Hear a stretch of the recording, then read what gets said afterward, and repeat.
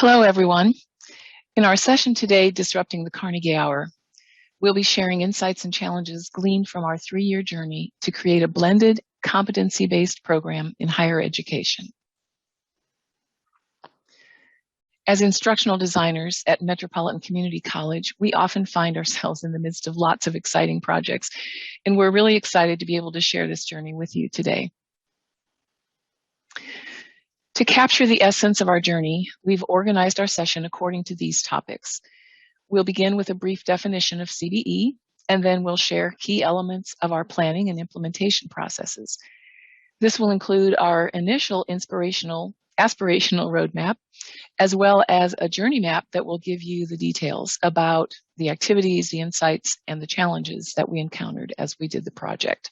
Kim Whiteside will begin with a brief description of CBE.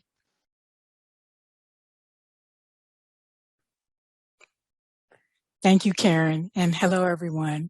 We just want to start by doing a level set and providing you with the definition of CBE that we use as a foundation for our CBE and competency-based education development and approach.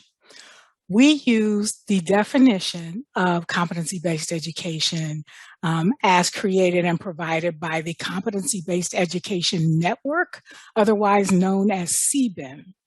And CBEN is actually a cooperative group of individuals and experts across higher education institutions and employers who are dedicated to addressing and exploring the challenges and opportunities for competency-based education. And according to CBEN, competency-based education combines the intentional and transparent approach to curriculum design. And it uses an academic model or framework in which the time that it takes to demonstrate competencies varies, and it varies by student, of course, and the expectations of those competencies are held constant. As part of our competency-based education journey, we created what's called an aspirational roadmap. And the purpose of that aspirational roadmap was to lead us from our very first steps and entrance into competency-based education to the time when we were actually implementing it for our students. This ended up being a multi-page document, and I'm going to cover a couple of excerpts from that document. And just know that these are examples that I'm showing right now, but you will actually have access to these excerpts at the end of this presentation in our resources that we provide.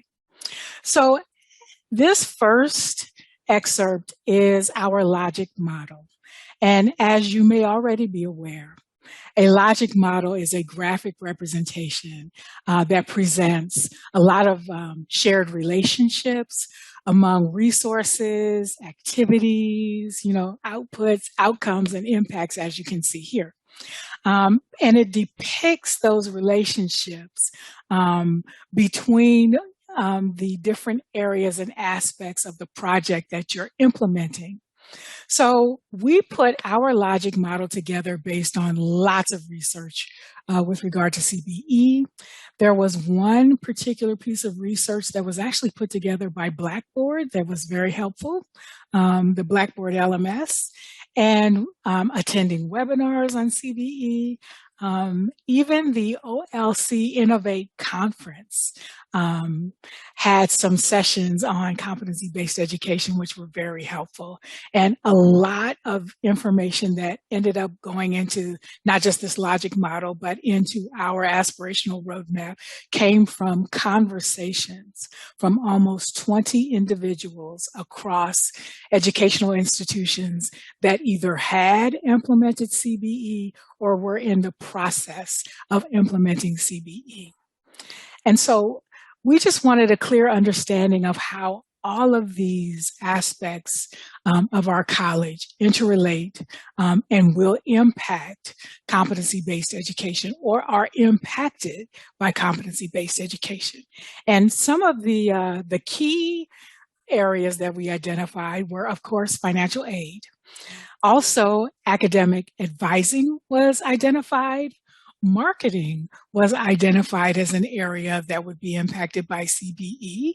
And then also our relationships with our industry partners and their ability to provide us with information and data regarding what constitutes mastery of a particular competency.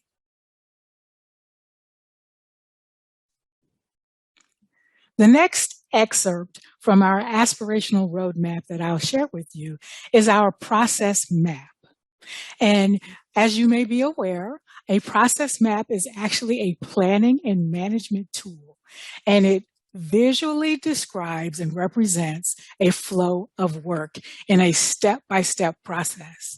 And so what we wanted to create was a step-by-step representation of what would happen almost from a student's perspective in terms of the moment in which a student inquires about our program that we targeted for CBE and the time at which they complete a course and move on to the next course.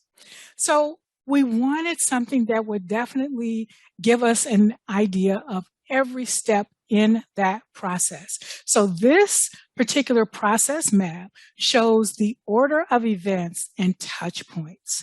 And again, you will have access to this process map in the resources.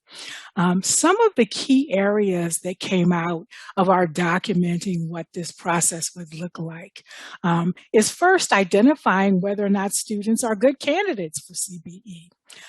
Not everyone is intrinsically motivated, self-directed, and CBE really works well for those that are. We also identified a key component, which is creating the individualized learning plans for the students once they take the pre-assessment. And then also what was really apparent when we created this process map was the role of the success coach that would be working with a student from the time they enrolled in the program and as they were completing assignments and moving from course to course throughout their CBE experience. Hello and welcome. My name is Kim Chatham, and I am here to present the Journey Map segment of our presentation today.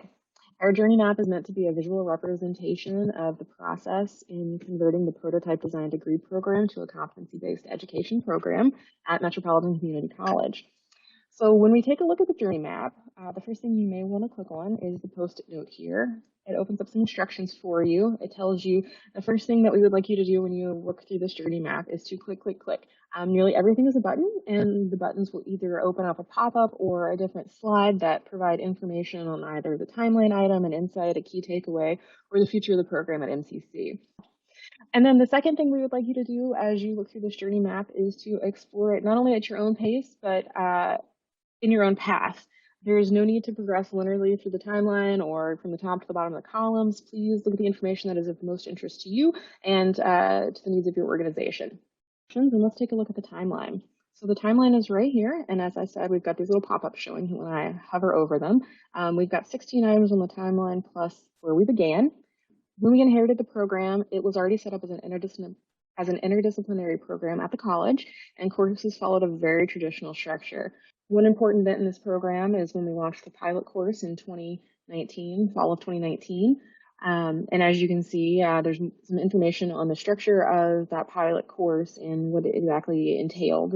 And the last marker on our timeline covers when all of the courses had been fully designed, developed, were in our LMS, and were available for student use. And that happened in June 2021. In the ID Insight section, you'll find buttons with topics such as defining CBE, which Kim Whiteside has done for us a little bit already, a discussion of program outcomes, insights on pre-assessments and personalized learning plans. And you can click on any of these items and learn more about the insights and challenges that we faced in working through these topics. At the very bottom, you'll see that there are some key takeaways that we would like to share with you today, and Kim Whiteside will cover those in the next segment of this presentation. So what's next for competency-based education at MCC? Right now, the college is taking a step back to evaluate how CBE fits in with the strategic mission and vision of the school. At the instructional design level, we do have a few recommendations to the program moving forward. We would like to see a new DACM conducted to update those job skills and just make sure the program is still aligned with current industry needs.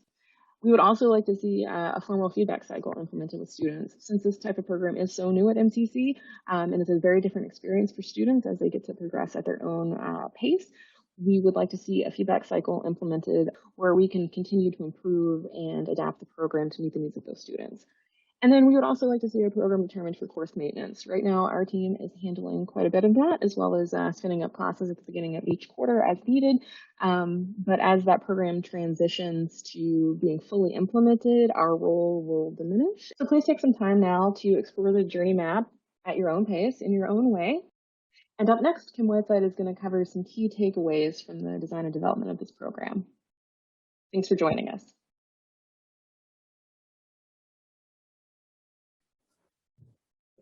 Thank you, Kim, for that overview of our journey.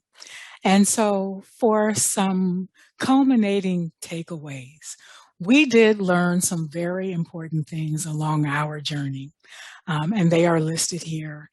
You will also find them in detail on the journey map when you access that.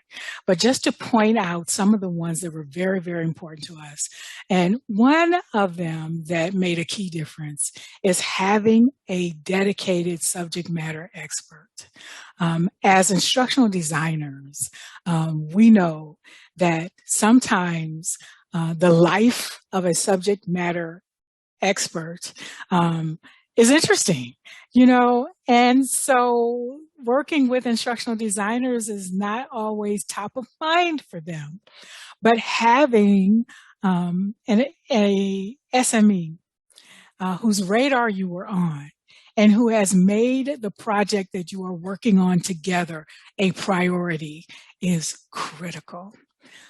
The other thing that we learned is that this transformation really does take time. We had a directive to kind of fast track what we were doing, but we still learned that based on what the research shows, which is that 2 to 3 year time frame to convert a program to competency-based, that really was true for us. And so planning that aspirational roadmap, planning that process map, getting those things outlined is key so that you can see over that 2 to 3 year time frame that it will take a significant devoted chunk of time to get this accomplished. And then another takeaway that is very, very important is to plan for and expect change. Bake it right into your plan so that it does not take you by surprise, so that you're not frustrated by the amount of times that you may have to change, pivot. There will be disruptions. There will be reframing of the project. There will be revisioning of the project. Bake it right in. And that way you don't feel derailed.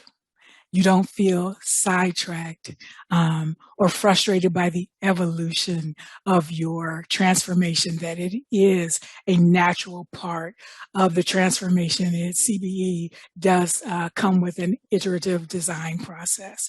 So just bake that right into your plan. Thank you so much for joining us today. It's been a pleasure to spend some time with you. We hope you'll consider connecting with us again to continue the conversation. And you can do that in a couple of different ways. You can email us at the address shown here, and you can also join us on our Padlet site. What's a Padlet site? So a Padlet site we've created in order to share a lot of information in a short time frame. It can be pretty challenging. So in addition to our interactive journey map, we've curated a number of resources in Padlet that you'll be able to review at your convenience. These include additional examples. Information can be accessed at the Padlet site that you see here. Thank you so much.